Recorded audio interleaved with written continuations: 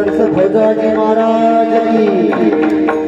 चला भोजाजी महाराजांचा रथ आलेला आहे, सगळेजण प्रतिसाद द्या टाळ्यांनी।